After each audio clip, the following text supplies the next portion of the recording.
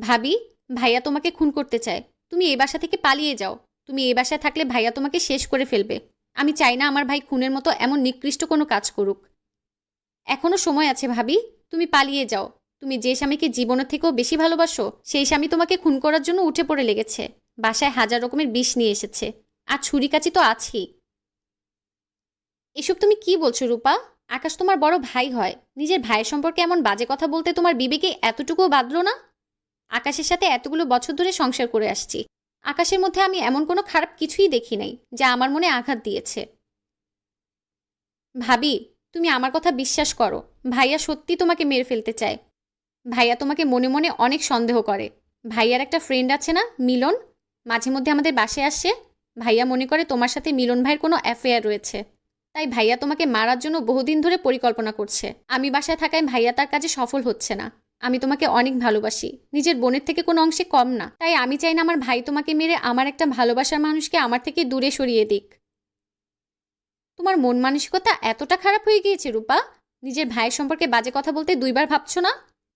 আমি তো তোমাদের দুই ভাই বোনকে অনেক ভালোবাসি।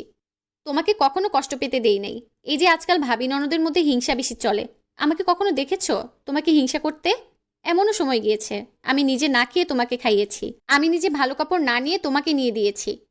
তারপরেও তুমি কেন এইভাবে আমার সংসারটা ভাঙতে চাইছো? তুমি ভালো করেই জানো আমি তোমার ভাইয়াকে অনেক ভালোবাসি। আমি কখনো তোমার ভাইয়াকে ছেড়ে যেতে পারবো না। তাহলে এমন কথা কেন বলছো? আমার কথা বিশ্বাস কেন করছো না? আমি তোমার খারাপের জন্য কথাগুলো বলছি না। আমি তোমাকে ভালোর জন্যই বলছি। আমি চাই তুমি সারা জীবন বেঁচে থাকো। কেউ কি চায় তার নিজের বোনকে হারাতে?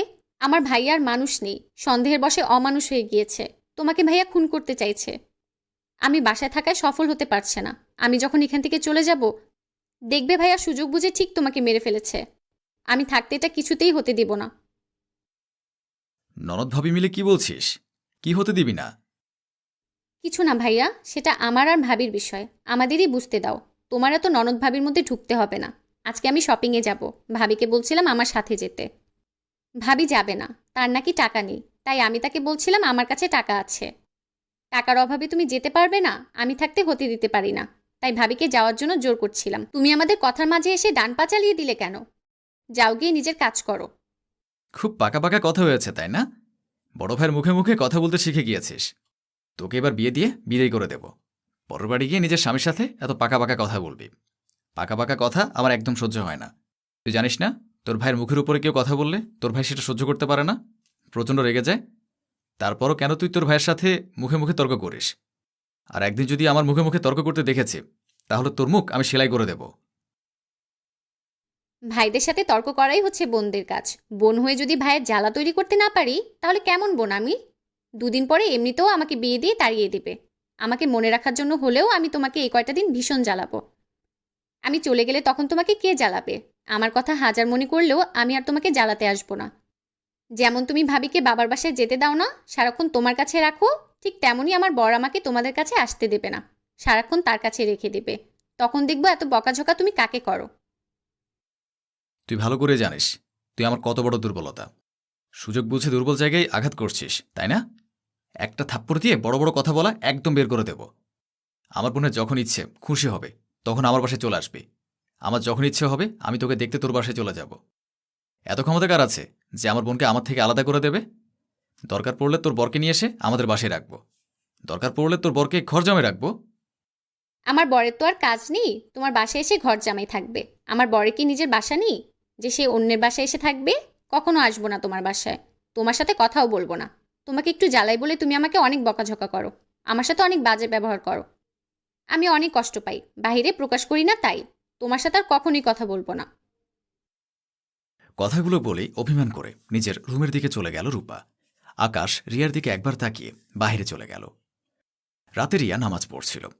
এমন সময় আকাশ আসে, রিয়াকে মারার জন্য প্রস্তুত হয়। তখনই আকাশ রিয়ার করা মোনাজাতগুলো শুনতে পায়। হে আল্লাহ, আপনি আমার স্বামীকে হেদায়েত দান করুন, সঠিক পথে আসার রাস্তা দেখান। আমার স্বামী যেন সমস্ত পাপ কাজ থেকে বিরত থাকে, সবসময় যেন সৎ পথে চলতে পারে। আপনি তার সকল বিপদ আপদ দূর করে দিন। তাকে দীর্ঘায়ু করুন, সে যেন কখনো কোনো পাপ কাজে লিপ্ত না হয়। আপনি তাকে সঠিক পথ দেখান, যেন সবসময় আপনার অনুগত্য করে, বিপদ যেন তাকে ছুতে না পারে। আপনি আমাদের সবাইকে সঠিক বোঝার তৌফিক দান করুন। আমার সব আয়ু তাকে দিয়ে দিন, তবুও তাকে দীর্ঘদিন বাঁচিয়ে রাখবেন। কোনো বিপদ যেন আমার স্বামীকে স্পর্শ করতে না পারে। আমার স্বামী ভালো থাকুক, এটাই আমি চাই। রিয়ার মোনাজাত শুনে অনুতপ্ত হলো আকাশ। সে স্ত্রীকে সন্দেহ করে কত বড় ভুল করতে যাচ্ছিল। আজকে যদি সে তার স্ত্রীকে খুন করে ফেলত, তাহলে এত বড় ভুলের মাসুল কিভাবে দিত? আকাশের ভেতরে অপরাধ বোধ কাজ করছে। সন্দেহের বশে সে একই করতে যাচ্ছিল। তার বউ তার মঙ্গল কামনা করছে, তার ভালো চাইছে। সেই বউ নিশ্চয়ই তার সাথে বেইমানি করতে পারবে না। তার বউকে নিয়ে সন্দেহ করেছে। তার বউ যদি জানতে পারে, তাহলে হয়তো কষ্ট পাবে। আকাশের ভাবনার মাঝেই রিয়া নামাজ শেষ করে উঠে পেছনে তাকিয়ে দেখল আকাশ দাঁড়িয়ে আছে। রিয়া আকাশকে উদ্দেশ্য করে বলল, তুমি এখানে দাঁড়িয়ে আছো কেন? কখন রুমে এসেছো? কোনো শব্দ করলে না যে? তোমার কিছু লাগবে? তুমি কি এখন চা খাবে? আমি তোমাকে চা বানিয়ে দেব। কালকে রূপার পরীক্ষা আছে। তুমি যদি চা খাও, তাহলে রূপার সাথে তোমাকেও চা বানিয়ে দেব। রূপার তো আবার সন্ধ্যা হলে চা না হলে চলে না। চা পাগলি মেয়ে একটা। আকাশ আর নিজেকে ধরে রাখতে পারল না। রিয়াকে দুহাতে আগড়ে ধরে হাউমাউ করে কান্না করে দিল। আকাশকে কান্না করতে দেখে অস্থির হয়ে উঠল রিয়া। সে কি করবে ভেবে পেল না। চিন্তিত হয়ে আকাশকে উদ্দেশ্য করে বলল, তুমি এভাবে কান্না করছো কেন? তোমার কি হয়েছে আমাকে বলো। তোমার কি কোনো সমস্যা হয়েছে? তুমি আমাকে বলো। আমরা দুজন মিলে সমস্যার সমাধান একসাথে করব। তোমার কি টাকা লাগবে? আমি কি বাবা মাকে বলবো টাকা দিতে? এখন বাবা মার হাতের অবস্থা ভালো আছে, টাকা চাইলে দিতে পারবে। তুমি চিন্তা করো না। আমার সব গহনাগাটি বিক্রি করে হলেও আমি তোমার সব সমস্যা সমাধান করে দেওয়ার চেষ্টা করব। তুমি প্লিজ কান্না করো না। তোমার কান্না আমি সহ্য করতে পারি না, আমার অনেক কষ্ট হয়। আমি যে তোমাকে ভীষণ ভালোবাসি, নিজের ভালোবাসার মানুষের চোখের পানি একদম সহ্য হয় না। তুমি আমাকে মাফ করে দাও। আমি অনেক বড় অন্যায় করে ফেলেছি। আমি জানি আমি যে অন্যায় করেছি তার কোনোদিন ক্ষমা হয় না। আমি অনেক বড় পাপ করে ফেলেছি। তুমি আমাকে মাফ করে দাও রিয়া। তুমি আমাকে মাফ না করলে আমি যে জাহান্নামেও ঠাঁই পাবো না। আমি কি করে এত বড় ভুল করতে পারলাম? আমার এত সুন্দর ফুলের মতো নিষ্পাপ বউকে আমি কিভাবে সন্দেহ করতে পারলাম? শুধু সন্দেহ না, এই দুহাতে আমি তোমাকে খুন করতে চেয়েছিলাম। কিন্তু তোমার মোনাজাত আমার মনকে নরম করে দিয়েছে। আমি বুঝতে পেরেছি তোমার কোনো দোষ নেই।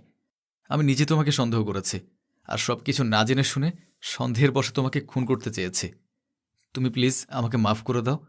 আমি আর কখনো এমন করব না। তুমি কান্না করো না। তুমি যে আমাকে খুন করতে চাইছো, বাসায় অনেক রকমের ওষুধ নিয়ে এসেছো আমাকে মারার জন্য, সেটা আমি আগে থেকেই জানি। সবটা জেনেও আমি চুপ করেছিলাম। আমি জানতাম তুমি আমাকে অনেক ভালোবাসো। তুমি আমাকে কোনোদিন খুন করতে পারবে না। তাই আমি নামাজ পড়ে প্রতিদিন আল্লাহর কাছে তোমার জন্য দোয়া করতাম। আল্লাহ যেন তোমাকে সঠিক পথ দেখায়, তার জন্য আল্লাহর কাছে আবেদন করতাম। আল্লাহ তোমাকে সঠিক বোঝার তৌফিক দান করেছেন, এটাই আমার কাছে অনেক। আমি আর কিছু চাই না। ভালোবাসা পেলে শত্রুও গলে যায়, সেখানে তুমি তো মানুষ। আর আমি কোনো অন্যায় করিনি, সেখানে তুমি আমাকে কিভাবে খুন করবে বলো? আমি আগে থেকে সব কিছু জানতাম, কিন্তু কখনো কিছু বলিনি। রূপাও সব কিছু জেনে গিয়েছিল। আমি তাকে এমনভাবে বুঝিয়েছি যে তুমি অনেক ভালো, আমাকে অনেক ভালোবাসো। তুমি এমন কাজ কখনোই করতে পারবে না। আমি যদি তোমাকে ভালো না বাসতাম, তাহলে কি তোমার এত বড় কথা তোমার বোনের থেকে আড়াল করতাম? আমি তোমার বোনের কাছে তোমাকে ছোট হতে দেইনি, সর্বদা বড় রেখেছি। আকাশ রিয়াকে নিজের বুকে আগলে নিয়ে কান্না করতে করতে বলল, আমি অনেক বড় ভুল করেছি। তুমি আমাকে মাফ করে দাও। আমি কথা দিচ্ছি, আর কখনো আমি তোমাকে সন্দেহ করব না। তোমার মতো স্ত্রী যেন প্রতিটি ঘরে ঘরে হয়। আমি অনেক ভাগ্যবান তোমার মতো স্ত্রী পেয়েছি। আকাশের কথা শুনে রূপার মুখে ফুটে উঠল তৃপ্তির হাসি।